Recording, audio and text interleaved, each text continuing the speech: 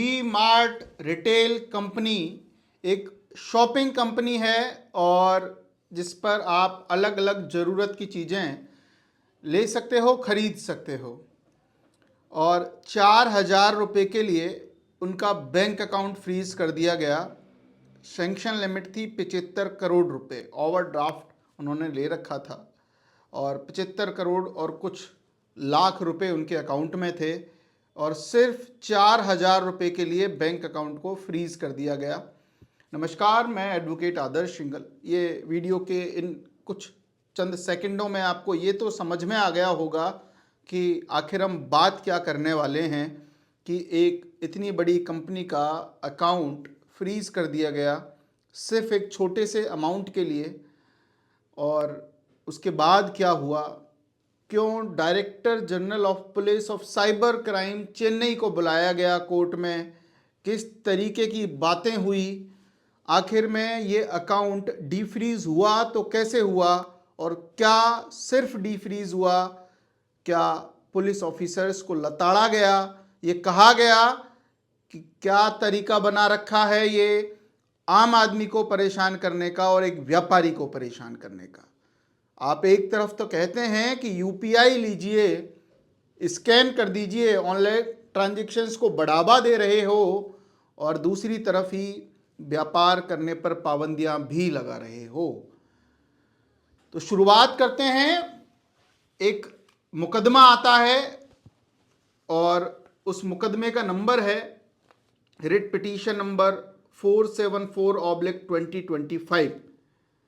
High court of Madras का ये फैसला जो भी बैंक अकाउंट फ्रीजिंग के मामलों में और अन्य हाईकोर्ट के फैसले आए उनमें ये फैसला भी इसलिए इम्पोर्टेंट हो जाता है क्योंकि ये साधारण फैसला नहीं था। इस फैसले में डीजी पुलिस को भी बुलाया गया, उनको बार बार कहा गया कि तुम्हें चेताने के बाद भी ये सब आप काम कर रहे हो। उन्होंने कहा कि साहब इस पे 172 साइबर क्राइम की कंप्लेंट्स हैं, लेकिन उसके बाद भी क्या कहा गया देखते हैं। मुकदमे का नाम था V Mart retail limited versus the nodal cyber officer of Tamil Nadu, the inspector of police, central cyber crime branch Chennai. और तीसरा बैंक को पार्टी बनाया हुआ था HDFC बैंक लिमिटेड। पिटीशनर का मतलब होता है जो पिटीशन यानी केस फाइल करता है, वो थी वी मार्ट रिटेल कंपनी। 3 लोगों को उन्होंने पार्टी बनाया और ये कहा, पहला तो आ जाइए नोडल साइबर सेल का ऑफिसर आ जाओ, भाई साहब आप दो जवाब हमें। अब तक तो आपने हमसे पूछ लिया कि हमने आपका खाता फ्रीज कर दिया, हमने ये कर दिया, हमने वो कर दिया। अब इनको पार्टी बनाकर इनसे पूछा गया, कहाँ है आपकी इन्वेस्टिगेशन रिपोर्ट, क्या जांच पड़ताल की आपने हमारे खिलाफ भैया, जो आपने हमें अपराधी बना दिया।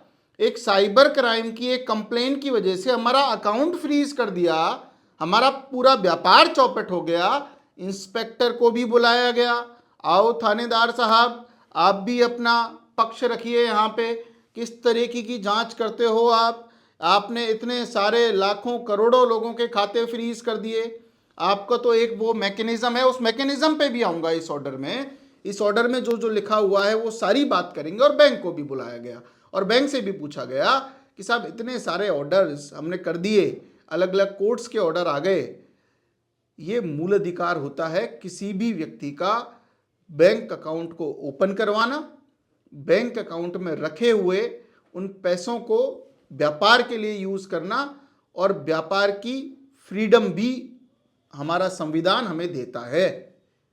तो violation of fundamental right under article 19 sub clause 1 sub clause जी, ये सारी बातें हालांकि कानून की है, लेकिन आज की दुनिया में सभी लोग समझदार हैं, सभी लोग कानून पढ़ने का शौक रखते हैं, कानून पढ़ना भी जानते हैं।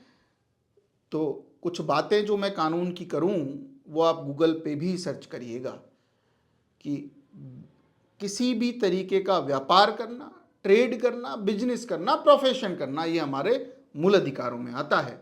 और इसीलिए डायरेक्ट हम संविधान के जो दिया गया जो हमें अधिकार है इसके हनन के लिए हम डायरेक्ट हाई कोर्ट में जाते हैं और रिट पिटीशन फाइल करते हैं और ये कहते हुए फाइल करते हैं कि साहब जो देश की इन्वेस्टिगेशन एजेंसी हैं, जो देश की बैंक है, वो किस तरीके से हमारे व्यापार पर प्रतिबंध लगा रही है बिना किसी वजह। और जब देखा जाता है, जब सरकारें हमारी नहीं सुनती हैं, जांच एजेंसियां हमारी नहीं सुनती हैं, तो हमारे पास एक ही विकल्प बचता है, न्यायालय। न्याय का मंदिर इसीलिए कहा जाता है कि वहाँ आपको न्याय मिलता है। और मैं ये दावे के साथ कह सकता हूँ कि अगर न्यायालय ना हो, इस तरीके की न्याय प्रणाली हमारे देश में ना हो, तो पता नहीं, ये बैंक अकाउंट फ्रीज तो बहुत छोटी समस्या है, रावण राज जैसी स्थिति हो जाए। ये तो न्यायालय ही है जिसकी वजह से ये जांच एजेंसियां, ये बैंक सतर्क रहती हैं और इनको पता लगता है कि हमारे क्या कर्तव्य हैं और क्या अधिकार हैं। इस पिटीशन में हुआ क्या, इन्होंने पहली लाइन में लिखा, आप ये पढ़ना, वी मार्ट रिटेल लिमिटेड का केस आप गूगल पे भी पढ़ना, पूरा ऑर्डर, हालांकि वीडियो में ये पूरा ऑर्डर है, ये मैं कोशिश करूंगा जितने की पॉइंट्स इसके डिस्कस कर पाऊँ, लेकिन जिन लोगों के भी अकाउंट फ्रीज है या जो इन चीज़ों को समझते हैं वो ये ज़रूर पढ़ने का प्रयास करना। अनुच्छेद 226 में इन्होंने रिट लगाई बैंक अकाउंट को डिफ्रीज करने के लिए और इनको नोटिस इशू हुए, कोर्ट ने पूछा कि आखिर कारण क्या है पिटीशनर का अकाउंट फ्रीज करने का। तो इन्होंने कारण बताया, सारी चीज़ें बताई कि साहब, बैंक ने कहा कि साहब हमारी क्या गलती, बैंक तो क्या करती है, बैंक तो वहाँ जाती है, जैसे आप बैंक में जाते हो तो बैंक मैनेजर साहब आपको डिटेल नहीं देते हैं, बैंक मैनेजर साहब ये नहीं होगा, आप क्रिमिनल हो, आप ये हो, आप वो हो, 50 तरह की बातें कर देती है। लेकिन जब कोर्ट में आती है, जब कोर्ट में, तो कोर्ट में क्या कहते हैं ये कि साहब हमने कुछ नहीं किया, ये तो इंस्पेक्टर साहब का मेल आया था, ये तो ऐसा हुआ था, ये तो वैसा हुआ था, दूसरे पे ही लगाते रहते हैं आरोप प्रत्यारोप। तो इसमें भी कुछ ऐसा ही हुआ। इसमें भी इन्होंने जो रेस्पोंडेंट नंबर 3 है, उनसे पूछा गया बैंक से, यस मिस्टर बैंक, बताइए क्यों आपने बैंक अकाउंट इनका फ्रीज किया, ये आपके प्रीमियम कस्टमर हैं, इतनी बड़ी कंपनी आप पर विश्वास करके, हजारों बैंक हैं, आपकी बैंक में खाता खुलवा रही है, HDFC बैंक में, क्यों खाता फ्रीज कर दिया। HDFC बैंक के जो मैनेजर साहब, अब वो थ्रू एडवोकेट ही होते हैं, तो उनका क्या जवाब आया, बैंक का ये जवाब आया कि साहब हमने नहीं किया खाता फ्रीज, वो तो साहब इंस्पेक्टर साहब का मेल आया था, कोई ये लिखा है इस ऑर्डर में कि इनको डेबिट फ्रीज कर दिया जाए, इसलिए हमने ये फ्रीज किया है खाता।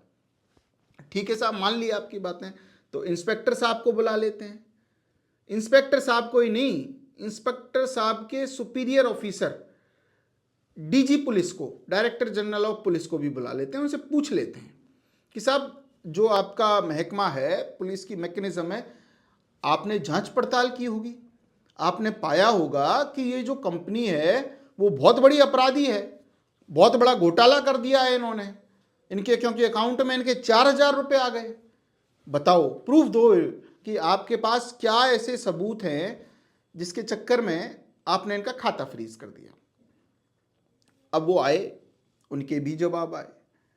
उन्होंने कहा जी इनके अकाउंट के ऊपर 172 साइबर क्राइम की कंप्लेंट है। एक एक चीज का जवाब दूंगा मैं आपको, जो उनके वकील साहब ने कहा। और मैं तो सल्यूट करता हूं ऐसे एडवोकेट को जो जिन्होंने मजबूती से अपने क्लाइंट का पक्ष रखा। उनके एडवोकेट वकील साहब का नाम भी मैं आपको बताऊं, दुर्गावी भट्ट, महिला एडवोकेट हैं और बहुत शानदार ही इन्होंने पैरवी की क्लाइंट की।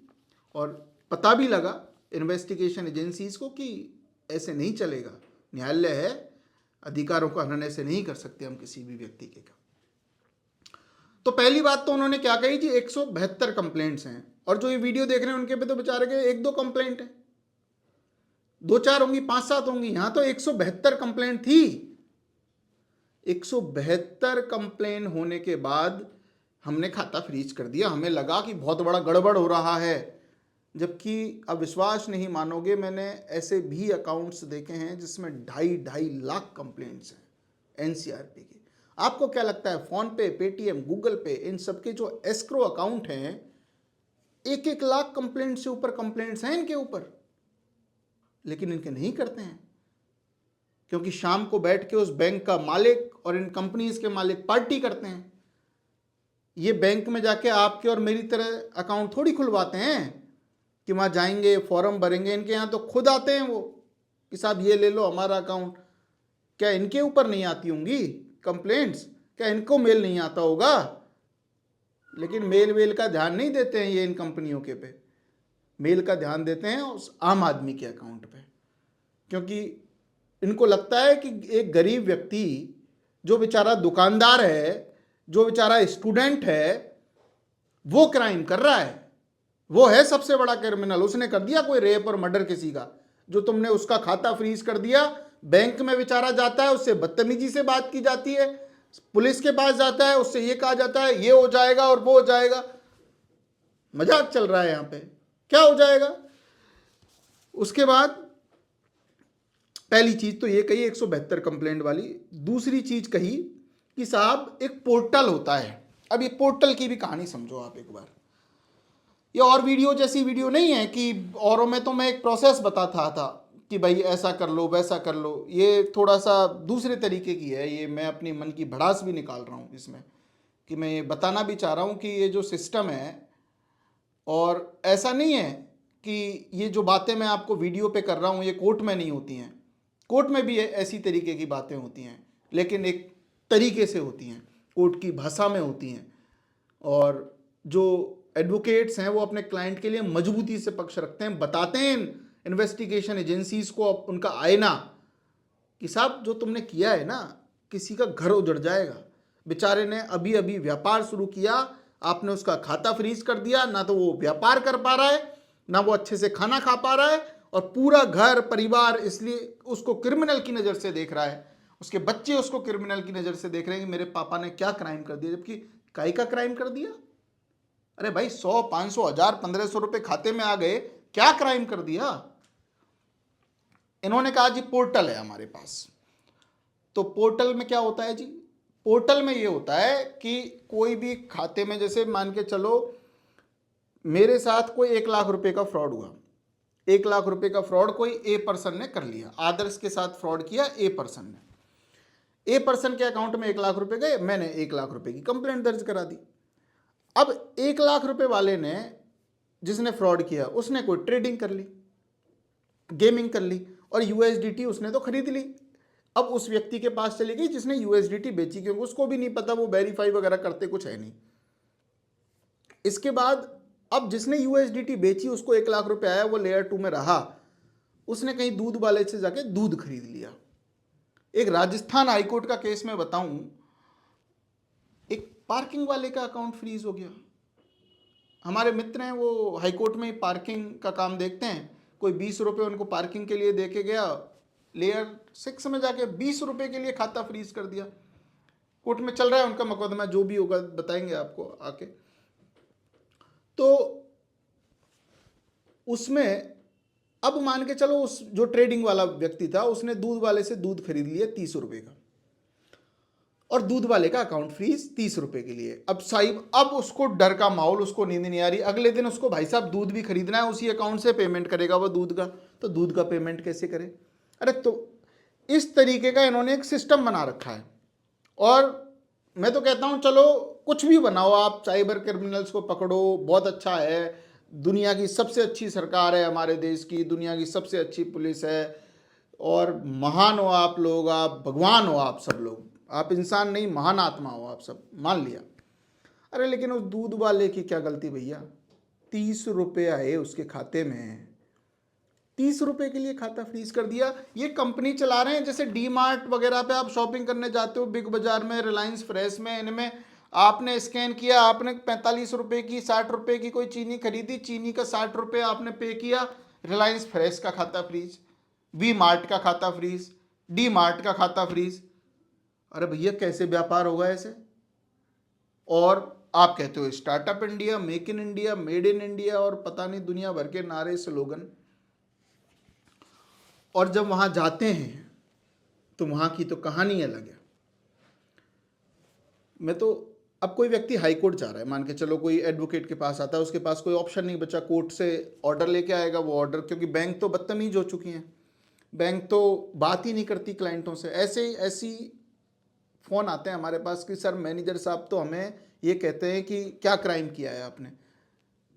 मैनेजर साहब तो ये कहते हैं क्रिमिनल। अच्छा, क्रिमिनल की परिभाषा भी जानते हो क्या मैनेजर साहब आप, कि किसको कहते हैं क्रिमिनल? उसका अकाउंट में कोई 40, 45, 50 रुपये, 1000 रुपये भी आ गए और आपने उसको अपराधी बना दिया। वाह भाई वाह, कहाँ गई है आपकी पढ़ाई लिखाई? अरे बहुत पढ़ाई लिखाई करके नौकरी लगी होगी ना। किसी भी व्यक्ति को कोई क्रिमिनल कह देगा, सिर्फ बैंक अकाउंट फ्रीज हो जाने से कोई क्रिमिनल बन जाएगा? ये बात मैं क्यों कह रहा हूं? तो इन दोनों सवालों का जवाब दिया वकील साहिबा ने, और ये कहा, ये आप पढ़ना, मैं बता देता हूं इसका पैरा नंबर, आप पढ़ना 11, पैरा नंबर 11 है जजमेंट का, जिसमें ये कहा है कि इन द रिप्लाई, पढ़ के सुना देता हूं और मुझे विश्वास है कि आप स्किप नहीं करोगे इसको। The learned council for the petitioner submitted that the second respondent now filed a statement showing that the petitioner's account appear in 172 NCRP। NCRP का मतलब national cyber crime reporting portal. Complaints across India, this vague and unverified statement is deeply irresponsible। जो इन्होंने कहा, police officers ने, महान लोगों ने जो कहा, The NCRP is merely a digital repository that lists matching accounts, जिसकी कोई एल्गोरिथम है।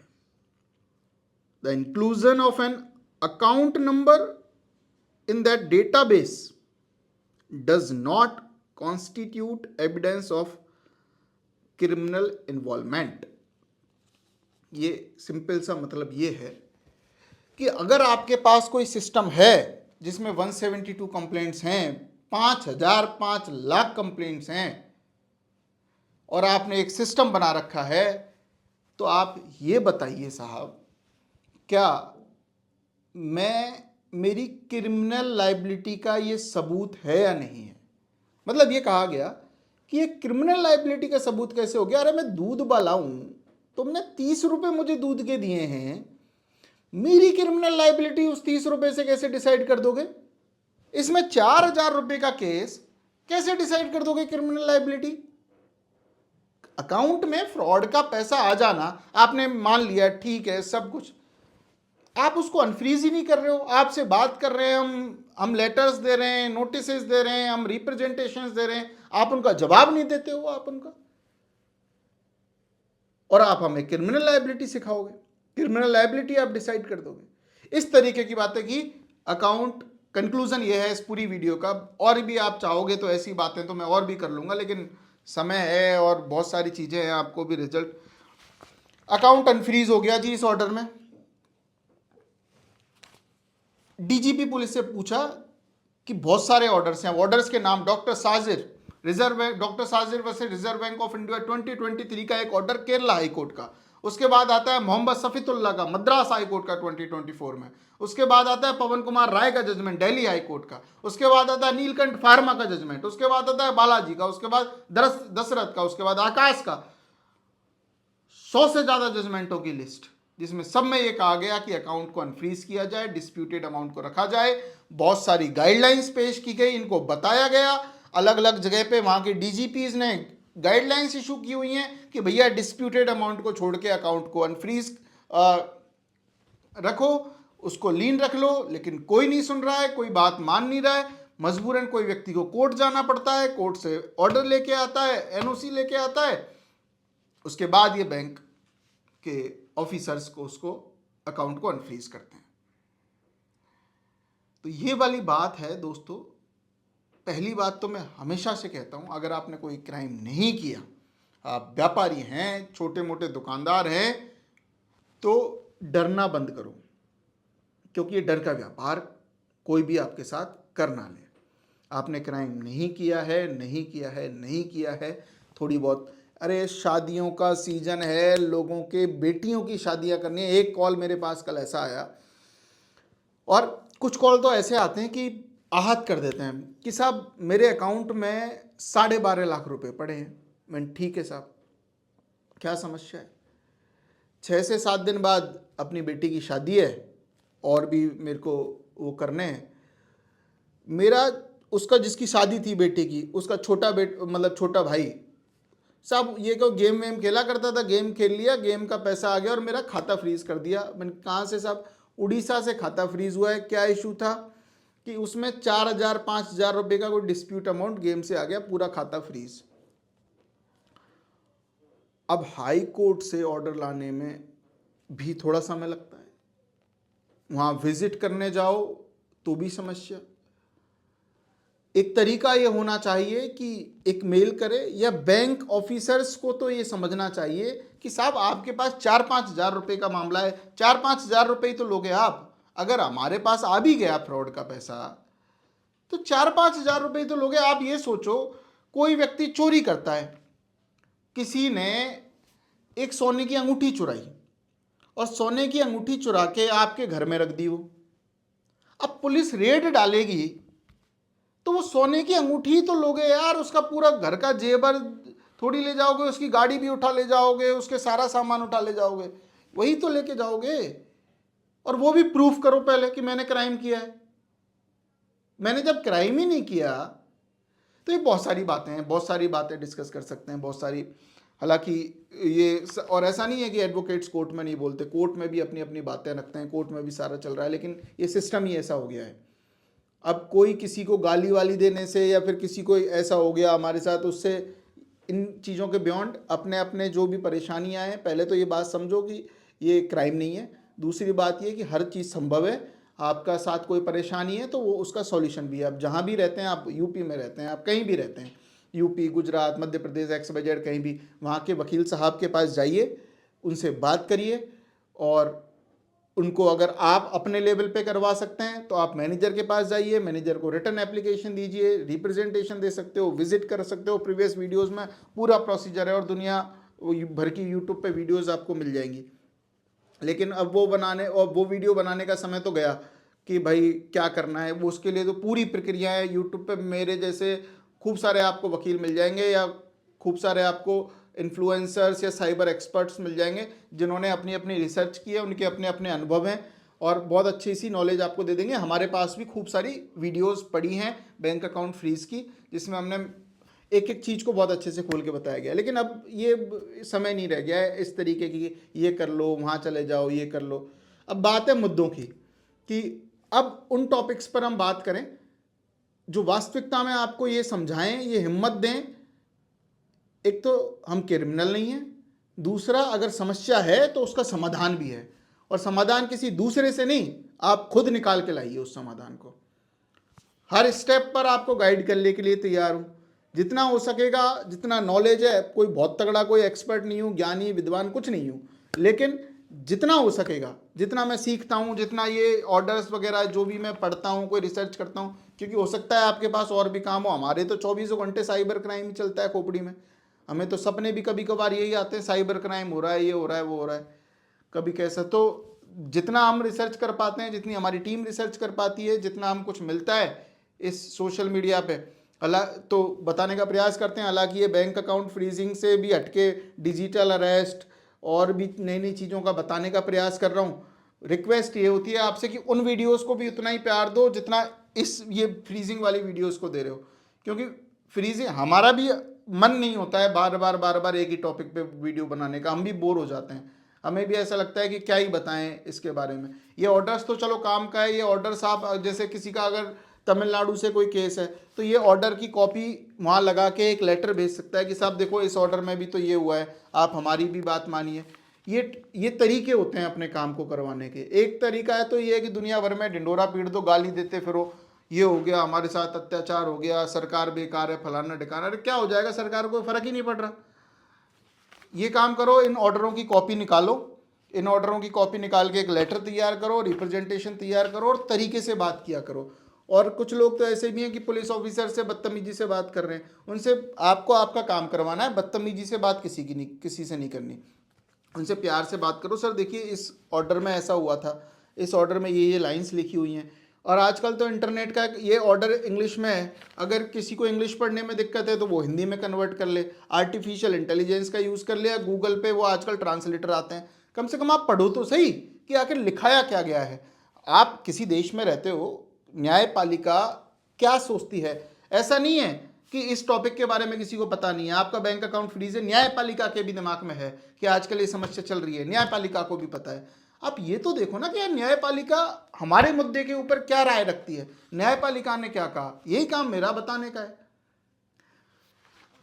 खैर, thank you so much video को पूरा देखने के लिए, और लाइक शेयर सब्सक्राइब कमेंट के लिए मैं हमेशा निवेदन इसलिए करता हूँ क्योंकि यही एक तरीका है जो हमें मोटिवेट करता है। मतलब अगर ये नहीं है तो हमें मोटिवेशन ही नहीं मिलेगा।